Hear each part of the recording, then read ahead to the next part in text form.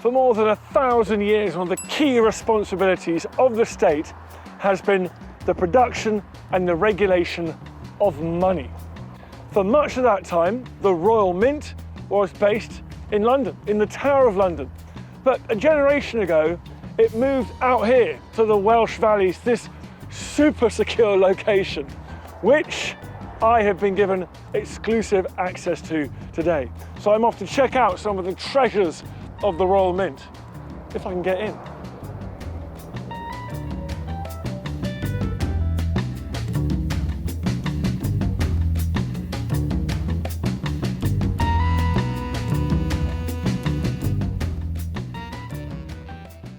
How many coins have you got in here?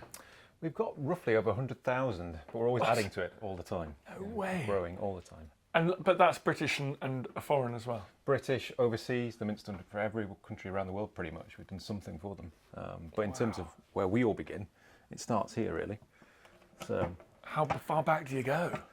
We go all the way back in terms of our establishment to the reign of Alfred the Great. Oh really? And that is what we see here in this tray. We've got some Anglo-Saxon silver pennies, a few Viking imitations, but the interesting one is this down here. So we've got the obverse, the head side, this one here, the reverse side there as well. So what we see here is a penny of Alfred the Great. So the sort of stylized depiction of old Alfred there. Nose, his eye there, and the hair, the split inscription, Alfred. The interesting thing is the reverse, with this Londonia monogram.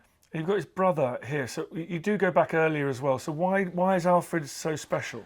Alfred is a sort of symbolic start date for us, really. When he claims London and starts minting in London, that's where we sort of get our beginnings from, in roughly sort of the 880s. When that happens, that's when you can trace the founding of the Royal Mint. And it's a bit of a shaky start, but we can certainly say from hand on heart that from the late 9th century onwards, you've got a continuous history of an organisation that we know as the Royal Mint. So if we move from here, we'll start to look at some gold coinage. So you have to wait a while before you get a regular supply of gold coins. And that doesn't come about until the reign of Edward III. Look at those. And what we see is the first regular gold coinage in England, which is called a gold noble. It's this spectacular gold coin that we see here. Those are just magical. What's changing? What you're seeing here is England, in particular Edward III, with his aspirations in France particularly, catching up with what's going on the continent. There's been a gold coinage on the continent for a while, and he needs to sort of catch up, and England rather needs to catch up. So you get the introduction of this gold noble, which is a very valuable coin. It's worth, at the time, 6 shillings and 8 pence, which sounds bonkers to modern ears because of the way it's the structure of the system, but does work because, believe it or not, 3 of these would actually give you £1. Literally. And that means a pound of gold? Literally. In weight? And also in denomination as well. Right. So that's what you're coming from, the 20 shilling piece, the idea of 20 shillings worth of money. And how many pence in a shilling?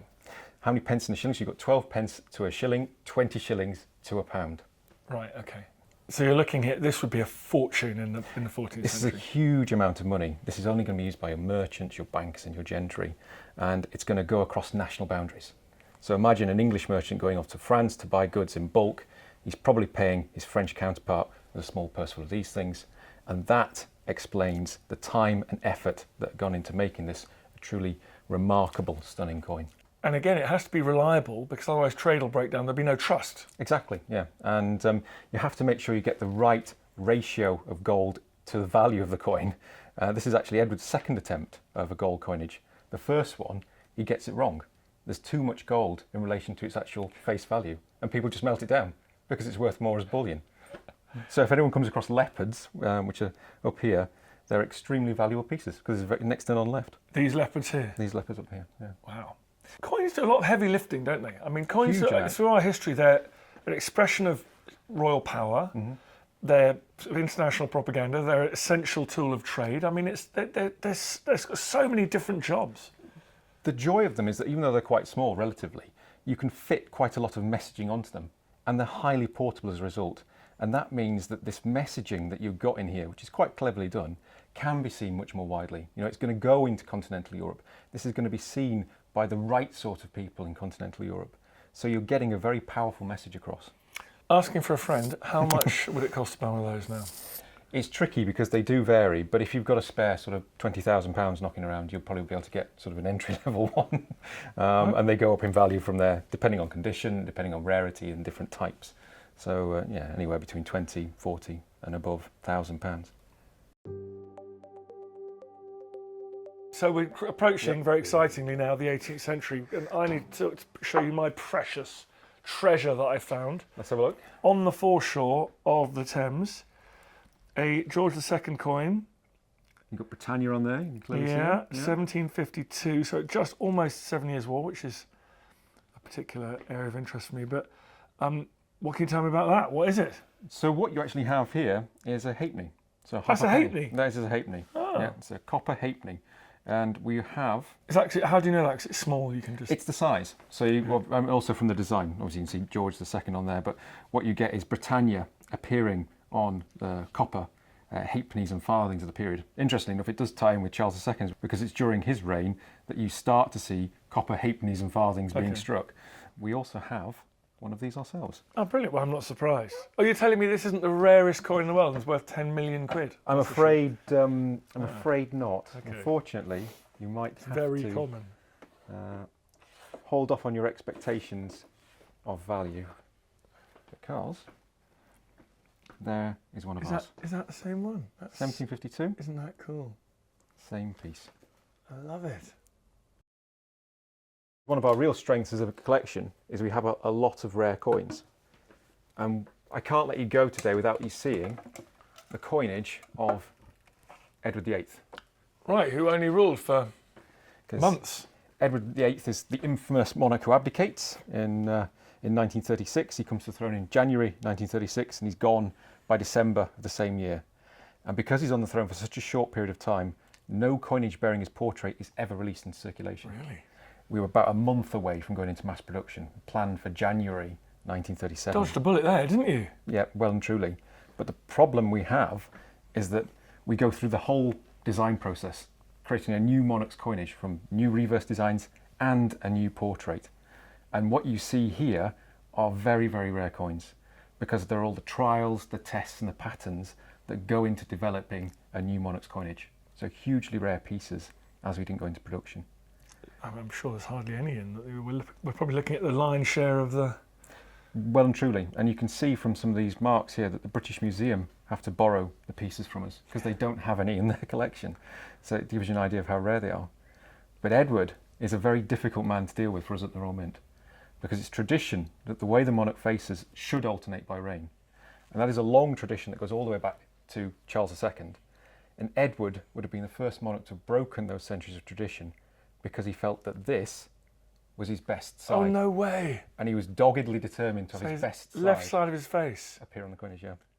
And ironically, though, it never was released. It was never issued. So his brother, George, was able to keep the tradition going. Yep, the Mint sort of pretended that Edward played ball, and if you put three of them in a row, they actually face the same way, because the public will have never seen these. So you actually have three monarchs facing in the same direction to maintain the tradition going through it all. One thing we forget about these, and the abdication more generally, is just how controversial it was. In 1936, this was a massive constitutional crisis, and we have a great object in our collection which helps illustrate that, which we can go and have a look at now.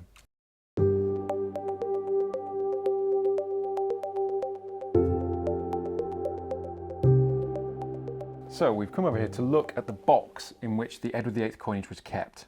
And this, I think, really does demonstrate that constitutional crisis at the time in 1936.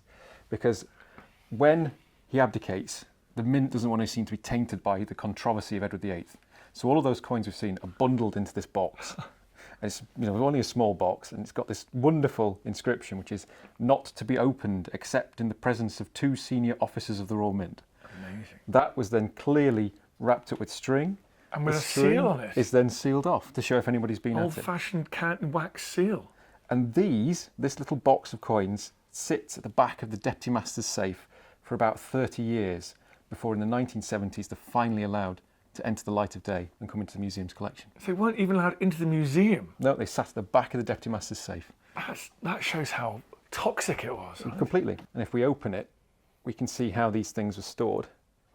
You've got all the little envelopes that we have here, in which the coins themselves would have been kept. And you've got a little note here as well, which logs every time anybody would have accessed the actual collection itself. Something so symbolic about that. Just put them all in a box and Hide them away. Yeah, exactly. In a dark safe. And forget about them in the Tower of London. Until such time as it's no longer controversial. Wow. So we've all got those things in our houses that we just want to push out the way and forget about. This is the raw mint's equivalent. Well, ours are a little bit more valuable. The monarchy's dark secret. Exactly. And ironically, these are now the most valuable coins in your collection. Probably by far and away, yeah. Wow. Yeah, they're incredibly rare pieces. Isn't it funny? Before I go, what's your favourite coin of all the ones we've seen or ones we haven't seen? Probably ones that I have to say is actually a coinage portrait of Charles II. It's called the Petition Crown. It's done by an engraver called Thomas Simon, and it's a wonderful depiction of Charles II. You really get a sense of the playboy monarch from looking at this portrait. Love that. Well, thanks very much, man. Pleasure. Hope you enjoy the rest of your day.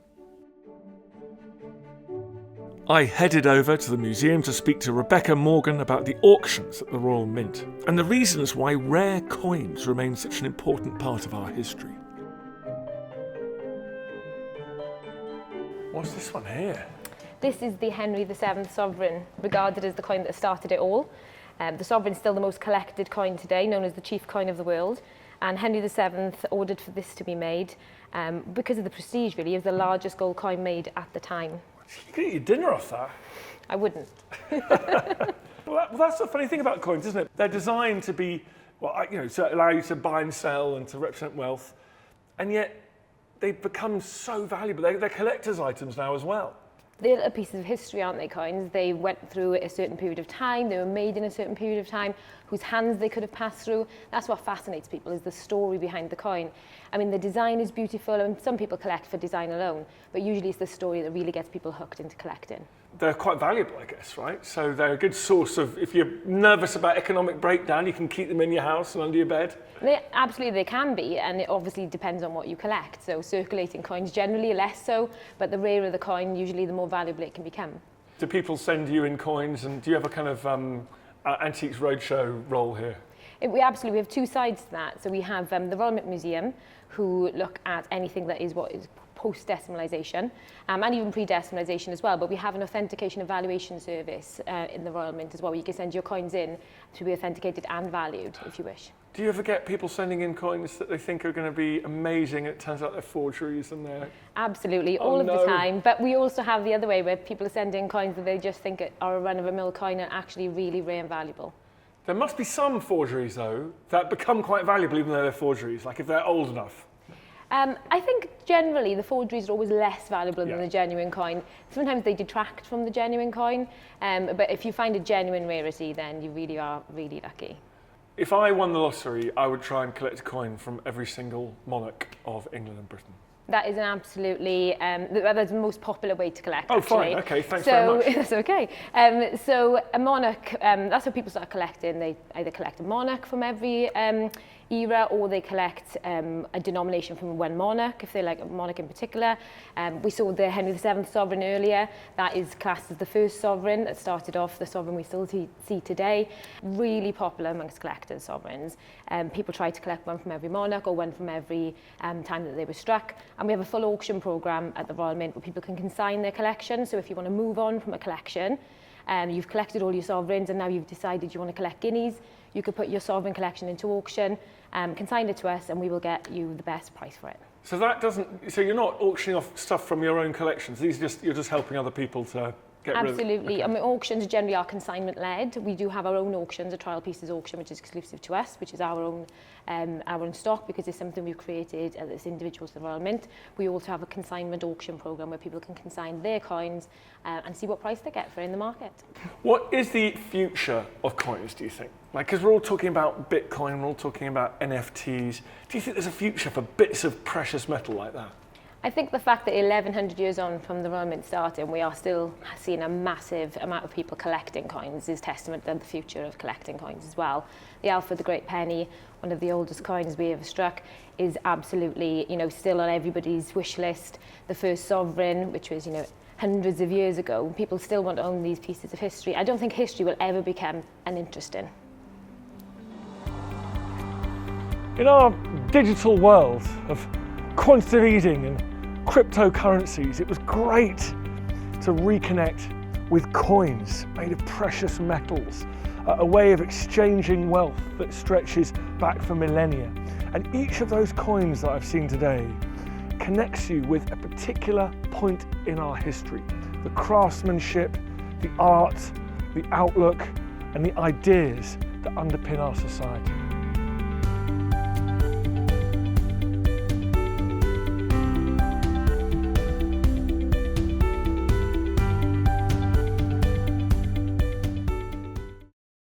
Thanks for watching this video on the History Hit YouTube channel. You can subscribe right here to make sure you don't miss any of our great films that are coming out. Or if you are a true history fan, check out our special dedicated history channel, historyhit.tv. You're going to love it.